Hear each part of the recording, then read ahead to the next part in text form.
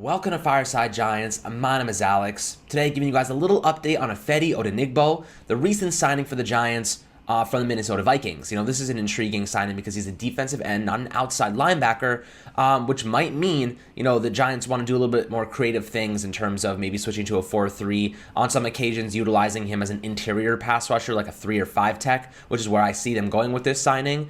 But Odenigbo is an interesting player. He had 3.5 sacks last year. He has 10.5 over the past 2 seasons. He was arguably Minnesota's best pass rusher.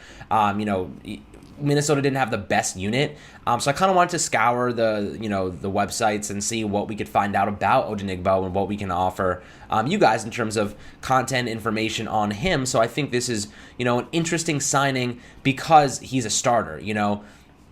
15 games he started last year. That's a pretty decent number for Odenigbo. And, Minnesota did give away a lot of their players on the pass rush, so they really were thinned out. I think they had the lowest pass rush success rate out of any team in the NFL, so that was really, really bad on their part. But Odenigbo was the one guy that stood out. I'm surprised, actually, they didn't tender him. And they let him walk, and the Giants ended up, snogging him up at 1 year, $2.5 million, which is super low cost. I like the trend the Giants are on right now in signing these low risk, high reward type of players like him and John Ross. They're not going to cost very much. The cap hit will be very low, but you never know if you're going to stumble across a player who has a higher upside. Odenigbo, interesting guy though. He's from New Jersey, a former 7th round pick out of Northwestern. He was their primary pass rush back in 2018. That's when he entered the league. He was cut from Arizona as a 7th round pick, ended up landing with Minnesota. He played in 16 games in 2019 with 7 sacks, and then 15 games in 2020 with 3.5. So he's a pretty decent player. He's a guy that can make an impact. And the way the Giants are probably viewing him as a power rusher, he is purely a bull power rusher type of guy. He has strong hands. Problem is he has very short arms, which can be a problem when trying to seal the edge, especially in the run game. But he's an adequate run defender, especially on the weak side when they have tight ends on the opposite side lined up against a pass rusher like Odenigbo. He can dominate tight ends on the weak side. And that's kind of where I see them going with this. I think primarily he'll be playing on passing downs because he is primarily a pass rusher, a pretty decent bull rusher. He doesn't have a lot of pass rush moves, but the bull rush is his primary. He's strong. He has pretty good lift. But sometimes he can get ahead of himself. There are times in clips that I did see that he, offensive linemen, especially veteran guys, know what's coming. He's a very one-trick pony types of bull rusher. Doesn't have many other tricks up his sleeve than that. So veteran offensive tackles will know how to deal with him. They'll just snatch him and they'll just drop him to the ground. So that's something to keep an eye on. That's why I don't think he's a starter, but more so a rotational guy as a 5 tech. And he's a defensive end. So the Giants play a 3-4 base, meaning they have those 3 big interior defensive tackles. Obviously, Dalvin Tomlinson's gone. We'll see how they supplement that, whether it's Austin Johnson. They move Dexter Lawrence inside. They maneuver these guys and get creative. We'll see how they do that. But for now, I pretty much think that Odenigbo will be a rotational piece. Because I think Leonard Williams and Dexter Lawrence will be featuring 3 and 5 tech, mostly because they're their primary interior pass rushers. And the Giants, want to give them some room not to get super fatigued throughout the season, especially Dexter Lawrence, who didn't play like a ton of snaps last year, maybe like 60% of snaps. So they need a rotational guy that can go in and get it done. I think BJ Hill obviously will be there, so he'll be competing.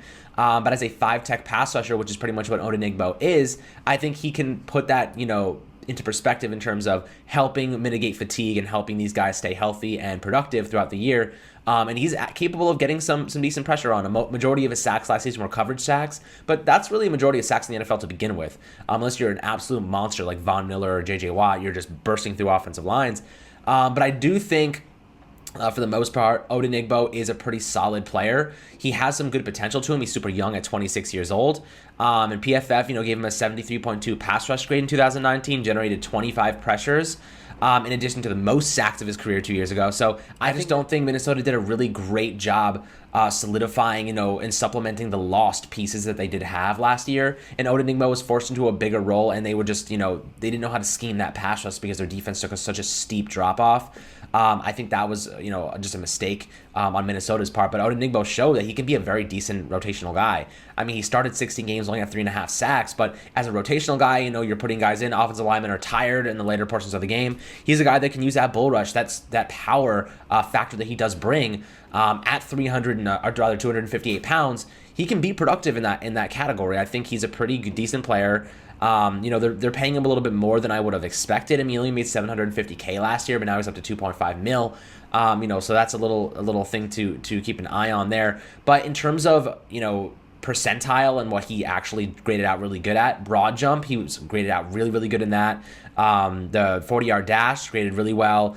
Hand size graded really well. 20-yard shuttle, 3-cone drill was pretty average, but his weight, height, and arm length were all very below average. So we'll see how that impacts his game. I think Patrick Graham's the perfect coordinator to really take over and help him develop his game.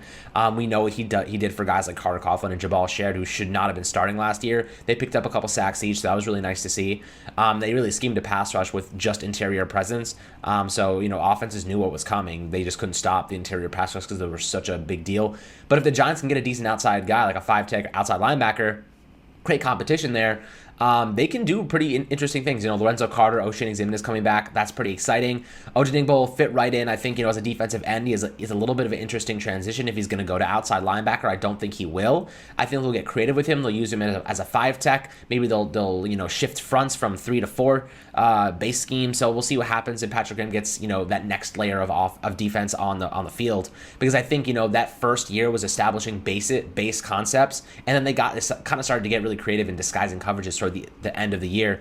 But I think the coverage scheme was a little bit more ahead of the defensive front scheme because it was a little young, and it was a lot more, they wanted to get more disguises into coverage because that's how you really get the best of veteran quarterbacks in the NFL these days because the offense is so potent. But I think Odenigbo, really interesting player, super high upside, a guy that I think could be pretty solid moving forward, so we'll keep an eye on him, guys. But obviously, Kenny Golladay, that news will be coming out. Any updates, we'll have it out for you as soon as I possibly can. Hope you guys enjoyed this short little video updating you on Odenigbo brings to the Giants. And I hope you guys enjoyed it. So we'll catch you guys on the next video.